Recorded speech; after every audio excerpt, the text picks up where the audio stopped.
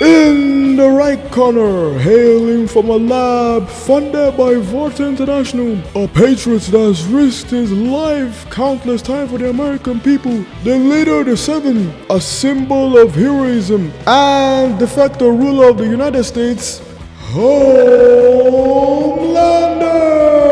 In the left corner, hailing from Tokyo, Japan, a former #1 hero of Japan, teacher of foundational hero studies at UA, wielder of One for All, and the symbol of peace, All Might! Ladies and gentlemen, these two are here at the battle. Who's gonna win this battle and come out on top? All of this will be answered. So yeah, let's get into this exciting video. This is gonna be a great one.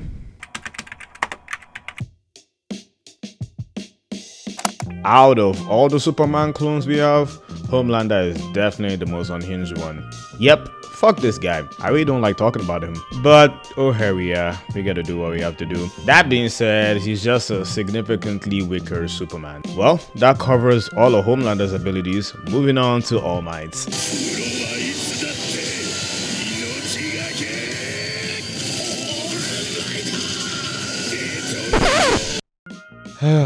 Apparently, I have to talk a lot about Homelander because this is a Homelander versus All Might video. So yeah, he can throw a baseball from Boston to New York, which is kind of crazy, I guess. But seriously speaking though, Homelander is the strongest soup in the boys easily. Like, no one comes close to him. Still though, when it comes to scaling his strength, there really ain't that much to go off of, to be honest. And that's really because he's that much stronger than everybody and no one wants to fight him because they're all scared of him. They just think he's gonna kill them if they try to fight him, and to be fair, that is what happens. Homelander just if you try to, you know, even defy him the slightest. That leaves us with a big issue. How do we scale Homelander? Well, for that we'll have to analyze the feats of other soups. The other high tier soups like Soldier Boy and Maeve are pretty cool from a strength perspective, but they don't really have any feats that are remarkable, to be honest. And sure, I know Homelander is definitely stronger than both of them, but they've both shown that they've been able to hang with Homelander in a fight for a while. So even using the other soups to add a bit more clarity, things are still ambiguous because they can still compete with Homelander for a bit. It's just really unclear how far Homelander's strength really goes in the show. As for speed, Homelander is actually pretty fast, especially when he's flying. I mean, he's been able to catch up with that F-16. That is really fast. The only thing though is that Homelander has actually never been shown to be really fast when it comes to a combat or reflex perspective. His opponents can react or perceive him when they're in a fight. And in a versus, that's what really matters, to be honest, your combat speed. Homelander is also not as fast as A-Train, whose top speed was stated to be about 1,000 miles per hour. That's just barely faster than the speed of sound, so it's safe to say that Homelander isn't supersonic. When he's not flying, Homelander is pretty average in speed, but when he is flying, he's fast as fuck. I think the best thing about Homelander, though, combat-wise, is definitely his durability. I mean, it's been stated that no weapon on Earth can harm him, nukes included. That is really crazy. But at the same time, we've seen Butcher and Maeve hurt him, and I don't think either of them could tank a nuke, so it's kind of like, okay, how durable is Homelander really? It just seems like if you're strong enough, like Butcher or Maeve, you could damage him. Again though, those two aren't really world beaters, so that doesn't seem like a really high bar to clear. So it's kind of like the same issue with his strength. It's just kind of ambiguous how durable Homelander is. And the same thing applies to his lasers. Sure, he was able to take down a plane, but at the same time, I've also seen Butcher tank his lasers. So it's kind of like, okay, how strong are this really? Granted though, Homelander didn't know Butcher was on 10V, so he probably wasn't using his lasers to the fullest capabilities. But the same problem still lies. Most of Homelander's abilities are pretty ambiguous and nothing really suggests that they're very high tier. So I'm just gonna go off what's been mostly seen in the series and not speculate too high. For me though, I think the most notable thing about Homelander is he's a loser. Plain and simple. And you're probably like, bruh, how can someone that controls the US be a loser? Well, when Huey, Soldier Boy, and Butcher cornered him at Herogasm, he knew he was about to lose, and what did he do? He flew away. He knew he couldn't handle it, and he was like, yeah, I'm out of here. It's simple. He ran away because he knew he was gonna lose. Same thing at the Vault headquarters when Newman died. Homelander was literally in tears because he was like, everything is fucked up, like I don't know what I'm gonna do. And the reason is because he messed everything up in the first place. Same thing too when he saw Soldier Boy later at Vault headquarters. Honestly, I think the reason why he was doing all that self-serving speech about Soldier Boy being his dad is because he didn't want to fight someone that was kind of close to him. He was genuinely scared of Soldier Boy because that was the first person that challenged him, and just the thought of him being able to lose, it really bothered him. And really, that's just the vibe that Homelander gives off.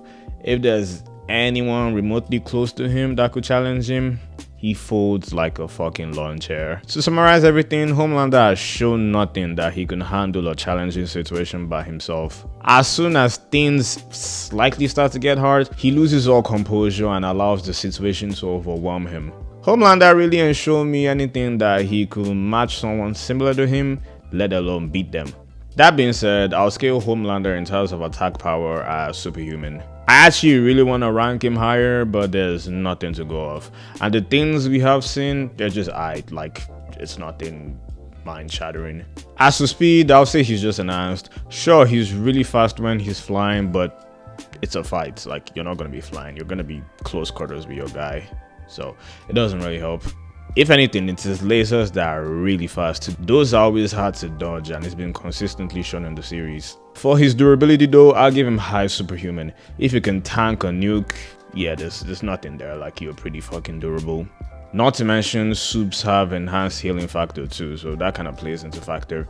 As for hacks and abilities, Homelander actually has some decent perks. He's pyro resistance, he has super senses, and he also got his lasers, which is the most helpful one in a fight. With all that being said, I think Homelander is a high C-tier fighter. He's a top-tier fighter that even borderlines on elite at times, but he's frankly not done enough to crack that barrier, so he remains top-tier and not elite. Imagine if All Might had access to float or danger sense. I mean, for starters, the injury he got for All for One probably wouldn't happen in the first place if he had danger sense. Also, All Might could technically fly because his jumps were so powerful, so imagine if he could actually fly this time around. The point I'm trying to make is that this guy was that much better than everybody without even using half of the capabilities of One for All. Hey, All for One, he's lucky as hell that All Might couldn't use any of those abilities, because yeah, it would have been wraps as soon as he could use any of those abilities. And that's what's so crazy. He literally had none of those abilities, and the gap between him and the second best hero was basically a mountains or valley. Bro is built different. Still though, All Might never had any of those abilities, so yeah, let's focus on what he actually could do.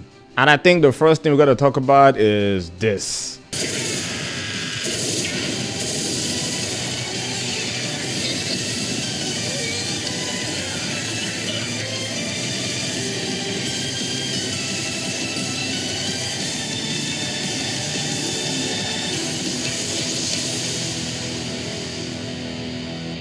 I don't think y'all realize how absolutely insane a punch can do that. The wind pressure from All Might punches are so strong it can destroy several city blocks. For reference, upon the TNT can only destroy a small building or a car. The crazy thing is that this is just the after effects of the punch and not the actual punch landing. Honestly, I don't even have to estimate how strong All Might's punches actually are, cause he actually says so himself. When he fought the Nomu at USJ, he said it would take him 5 punches to beat that Nomu, and I think he used 300. So yeah, it's just like, wow, this dude is out of this world. As for speed, I think the best reference to use is Deku's Fox 100% against Lady Nagant, because it was said that he was on par with All Might with that speed. And if this is how fast All Might really was in his prime, then All Might is easily faster than the speed of sound. Most sniper bullets are twice or thrice the speed of sound, and Lady Nagant can form special bullets, so it's not even a stretch to say she can form bullets that are probably faster than that. And Deku was able to dodge one of those bullets and catch up to another one that was about to hit someone else and save them. Yeah, I'm sure in that situation, Lady Nagant was using probably her fastest bullets. So if Deku could do all of that with Fox 100%, It's safe to say he's easily twice or 5 times the speed of sound, which is about Mach 5. For reference, most fighter jets are about Mach 3 at top speed. Deku moving this fast means that Prime All Might is easily Mach 5, which means he can move at least 5 times the speed of sound. That is really, really, really fucking fast.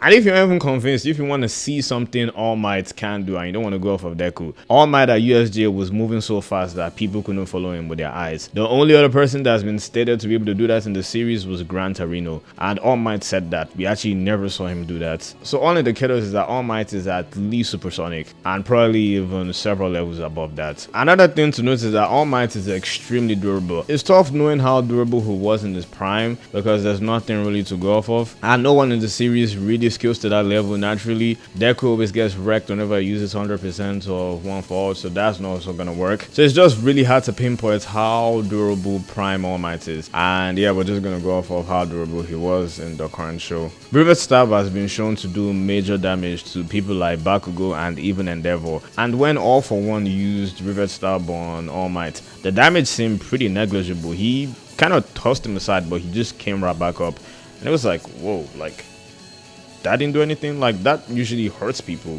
Aside from that too, All Might was able to take multiple core combination attacks from All For One, and he was still able to keep on fighting. When Endeavor took one, he was out of commission for a while. Also, the final attack All Might took from All For One is arguably one of the strongest attacks in the series, if not the strongest. And the only thing that happened to All Might after that is a broken arm. So yeah, if he could do all of this in his weakened state, it's fair to say that he's probably at least twice as durable as that in his prime. And I'm just gonna go with twice because I'm really going with a conservative estimate. It could be higher than that. Point is, All Might is really, really, really durable. I know All Might stats are crazy all across the board, but I think the most dangerous thing about him is that he's extremely battle tested. He's probably been through every scenario and situation a hero has to go through, if we're being honest. And let me explain why this is important. When you think of most superhero societies, they're probably like a million heroes to do something. They're pretty cool with the government, so they could work freely and everybody loves them. There's a whole system that fosters and nurtures superheroes to thrive and do what they're supposed to do.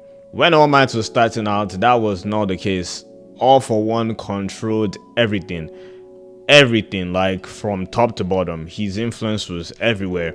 All Might had to single-handedly crumble the system, destroy it, and change it back to what we see in the My Hero universe right now. And that is easier said than done, because we see how strong this system All For One had, to the point that he was basically able to restart it and resuscitate it in the modern day. So to imagine how strong it was back in the days, All For One probably controlled the whole of Japan easily. So All Might destroying the system and going against the grain is something really worth a note. There was no Days of Future Past where Gambit came back to the past and warned people about the bleak future. There was no Batman coming out of retirement to help the new heroes. Nah, All Might kind of, for the most part, single-handedly did everything to restore order in his own universe and make things as we see them as they are right now. And that's why I said he's extremely battle tested and has probably been through probably every situation.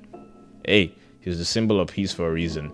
That being said, I'll scale All Might in terms of attack power as high superhuman. I mean, we see what characters like Deku, Stars, and Shigaraki can do, and all of what they do either matches or slightly, and I mean slightly, uptakes what All Might could do, based on what people say. As for speed, he's also very high superhuman. I really want to see how fast All Might could be if he could use Fajin. Like, he'd be OD.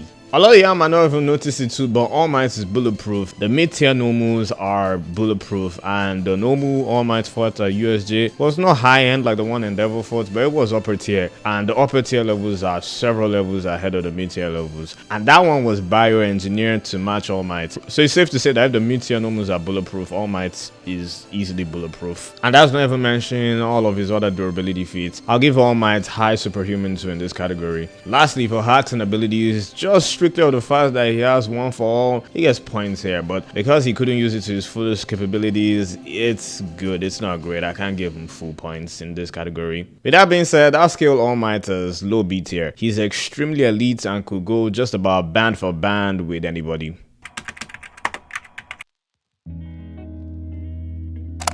There are two ways this fight could go. Homelander versus Prime All Might, or Homelander versus Over the Hill All Might. You know, the All Might that didn't have one for all. Now, if Homelander fights Prime All Might, I think he's absolutely fucked. You see how strong Peak Shigaraki is in the story, and they stated that he just quite matches All Might physically, not right there. So yeah, like how is Homelander supposed to compete with that if Prime Shigaraki is out here doing shit like this?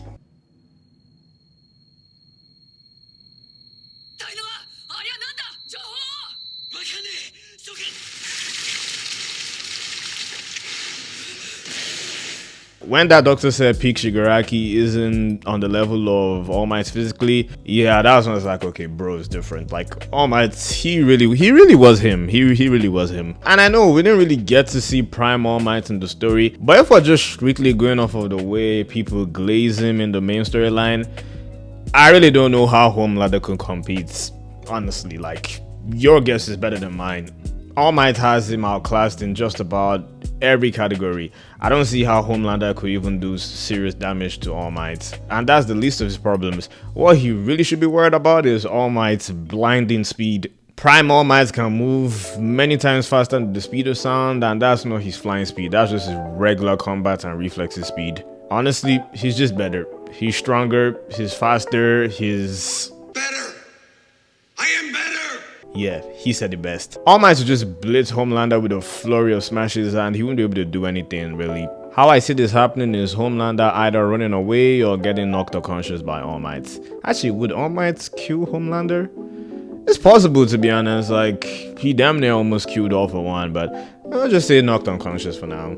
Now, if it's Over the Hill All Might, things actually get pretty interesting because All Might's stats are nerfed across the board because of his injury, and he doesn't have one for all either. There's also a time limit to how long he could use his powers for. But even with this nerf, there's just no indicator for me to say that Homelander is definitively stronger than All Might in this form.